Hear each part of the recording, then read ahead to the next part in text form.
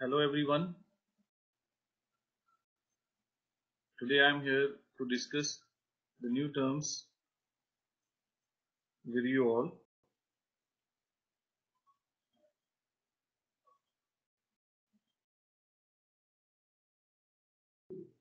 like momentum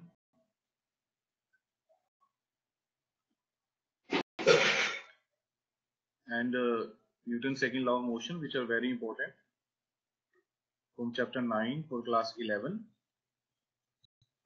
So first of all, today we are going to discuss about momentum. Momentum is a physical quantity which depends upon the two other physical quantities, that is mass and velocity. Very simple term I will use, very simple example I would like to explain.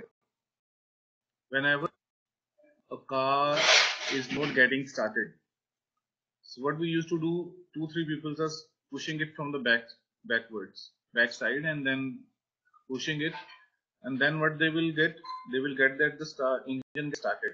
Why? That is due to momentum, because that engine needs little amount of speed, right, to get it started, and that speed will be provided by when we will push it from the back. That is momentum. So momentum is a combined effect of mass and velocity. And momentum is a vector quantity because it's dependent upon velocity, and the direction of momentum is same as in the direction of velocity. There are two systems for the units. One is CGS, one is MKS. CGS stand for centimeter gram second. MKS stand for meter kilogram second. So SI unit of momentum is meter kilogram meter per second, and CGS unit of momentum is gram centimeter per second. Very important, Newton's second law of motion. Newton's second law of motion says that rate of change of momentum of a body is directly proportional to the applied unbalanced force. That is, rate of change of momentum is directly proportional to force applied. Now, if I'm talking about this term, that is change of momentum of body. Change of momentum of body, whenever we have to find out the change in anything, we have to find out the change in weight in 2020, January 2020. So what we will do, if I am starting from January in 2019, so what I will do, I will calculate the weight in January 2020 and then find out the weight of January 2019. I might be having the reading of that.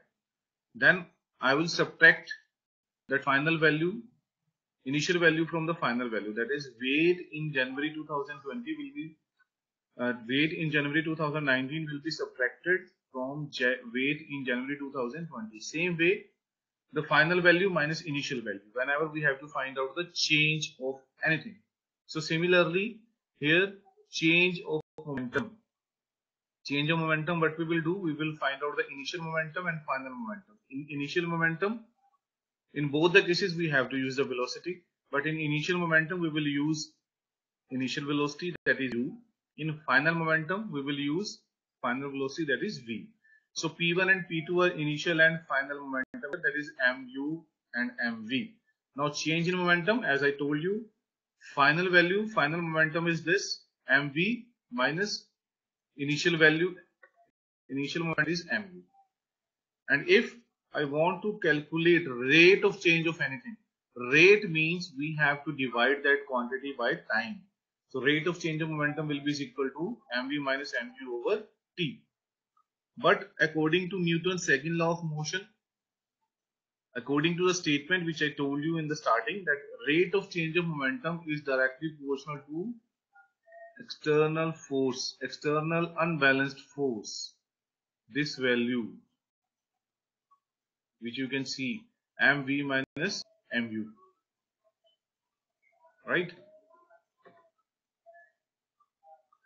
So now F is directly proportional. This is the symbol of proportionality, directly proportional to rate of change of momentum. But we know that this formula V minus V over T is equal to A, that we have done in chapter 8.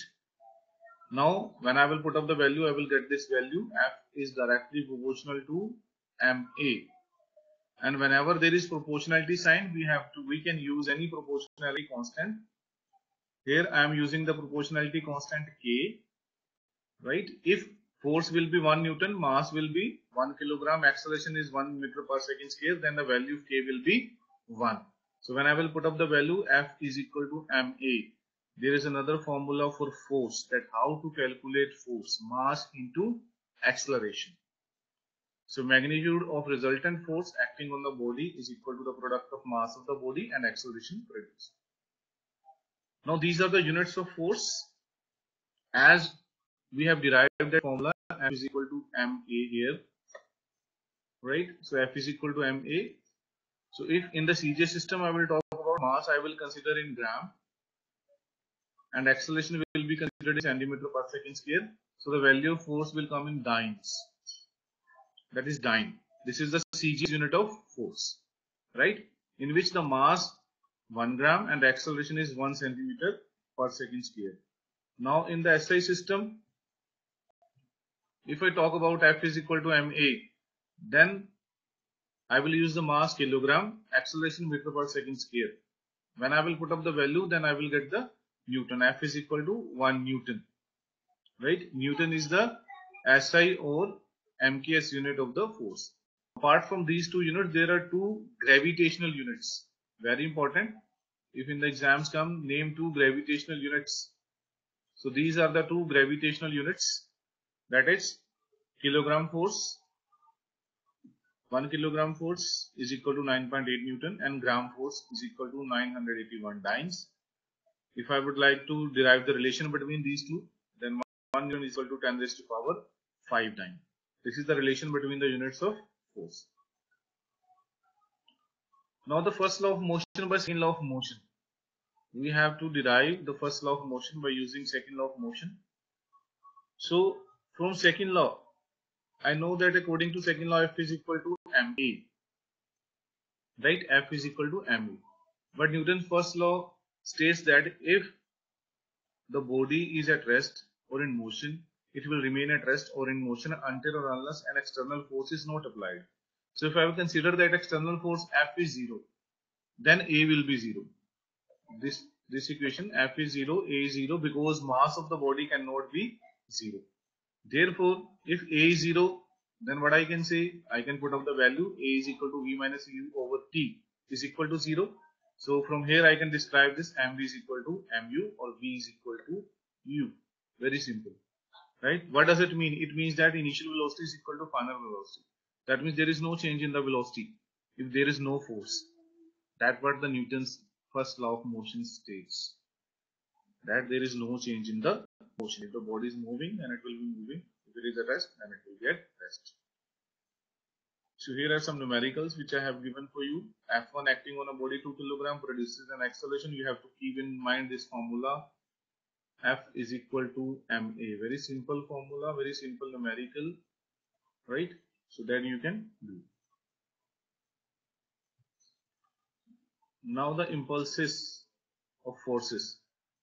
Impulses of forces means, impulse means very short interval. So we learn that a moving body has momentum and that an effect is needed to stop it. It is our common experience. To stop the body, we need the force.